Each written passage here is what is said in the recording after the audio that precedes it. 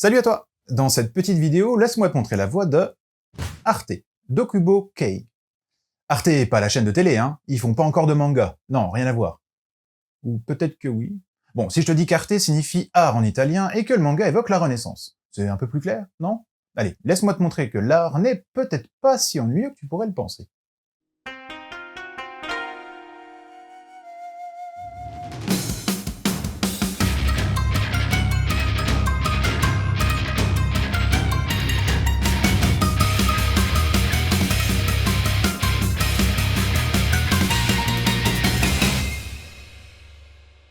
Florence, XVIe siècle.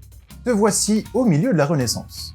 Les palais, les peintures ou encore les sculptures qui attirent bon nombre de touristes aujourd'hui ont été faits pendant cette période incroyable.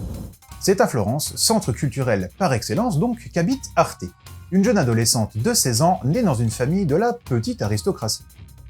Élevée comme les autres jeunes de son temps, la destinée d'Arte est de se marier et d'avoir des enfants. Or, elle ne l'entend pas ainsi. Encouragée par son père à cultiver sa passion pour le dessin, sa vie est bouleversée à la mort de celui-ci. Informée que sa mère veut la marier, Arte décide de prendre sa vie en main et part de la maison pour essayer de réaliser son rêve, devenir peintre. Dans une ville comptant des centaines d'ateliers, ça semble facile de se faire embaucher comme apprenti. Non. Arte comprend rapidement que les choses ne sont pas si simples. En effet, elle se fait jeter dehors à chaque fois sans ménagement. Personne ne veut d'elle. Non parce qu'elle ne sache pas dessiner, mais parce qu'elle est une femme. Pleine de rage, la jeune fille se coupe les cheveux. Comme signe de renoncement à la féminité et de sa détermination, naît l'envie de poursuivre la voie qu'elle a décidée pour elle. Embêtés par sa présence, les peintres finissent par la confier à Léo, un confrère réputé solitaire et impitoyable qui n'a d'ailleurs jamais de disciple. Pour Arte, c'est la dernière chance de pouvoir réaliser son rêve. Y arrivera-t-elle? Léo acceptera-t-il de la garder comme disciple? To be or not to be, that is the question.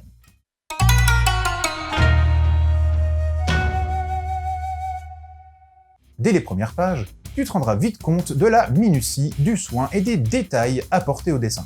Tout est représenté avec un tel réalisme que tu te croirais dans Florence itself au XVIe siècle. Alors certes, le visage d'Arte reste très proche des stéréotypes du manga, avec ses grands yeux, mais le reste des personnages est plus près de la réalité. Les traits sont fins et précis. Ils servent bien à la minutie nécessaire pour reproduire les vêtements, les bijoux ou encore les outils. Ainsi, le manga est très beau à regarder et très fidèle à l'époque. Tu es à la limite de réussir à deviner quel tissu de vêtements est utilisé, de sentir le froid d'une matinée d'hiver ou encore de sentir les odeurs d'un jour de marché. Les décors, quant à eux, sont aussi d'une grande fidélité. Et lire ce manga, c'est comme se promener dans les rues de Florence. Ses palais, ses ateliers, ses marchés... c'est se réjouir pendant le carnaval ou assister à une session de dissection.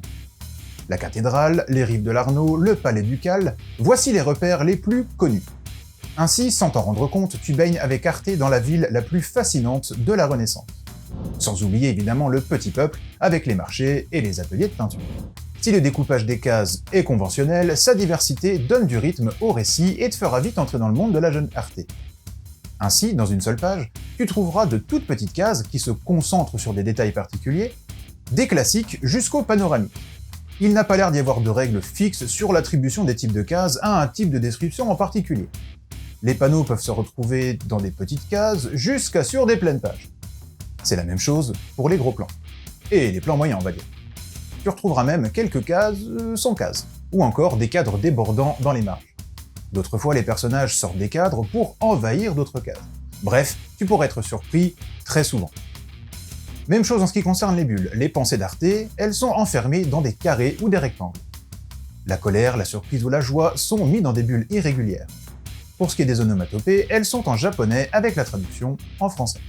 Tout est ainsi fait pour donner du dynamisme à l'histoire et te permettre de suivre Arte et ses envies de croquer la vie à pleines dents, malgré les difficultés.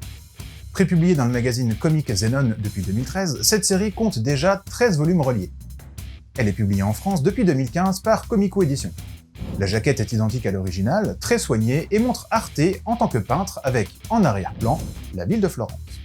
Seule différence, dans la version originale, les mots en italique, indiquant le lieu et le moment de l'action, se situent sur la jaquette, tandis que dans la version française, elles sont sur le côté. Si tu aimes l'art, les récits passionnants, avec une pincée d'humour et de romance, qu'est-ce que t'attends? Ah, mon avis. Ok, bon, viens avec moi et deviens toi aussi un initié dans le monde de la Renaissance. Et si ça te dit, en passant, tu peux mater l'anime fait par Seven Arcs et diffusé par Tokyo MX et BS Fuji depuis le 4 avril 2020.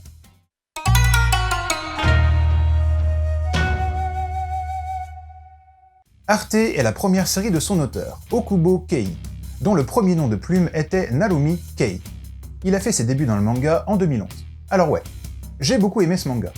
Bon, parfois il peut paraître un peu ardu, surtout par la quantité d'informations visuelles, mais la vitalité d'Arte, sa naïveté et son bon cœur font d'elle un personnage attachant et quasi réel.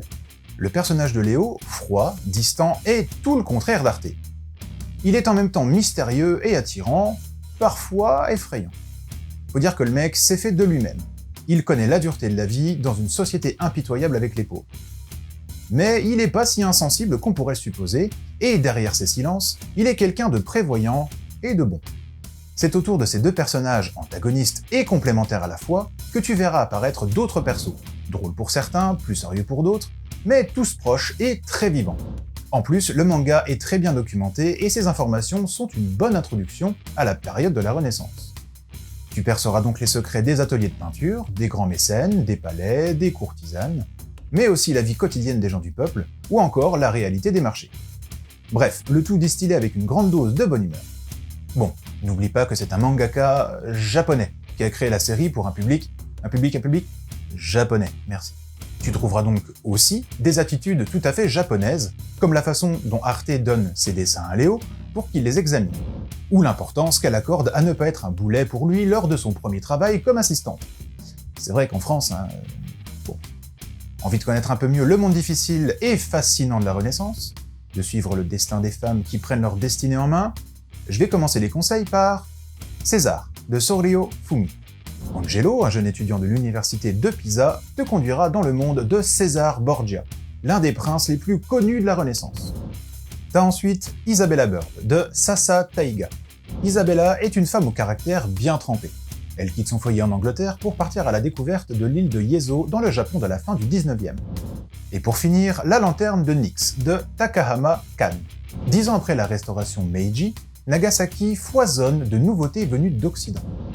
Voilà, c'était Mika. J'espère que cette petite chronique t'aura plu et donné l'envie de lire Arte. Je te laisse et continue de suivre la voie du manga.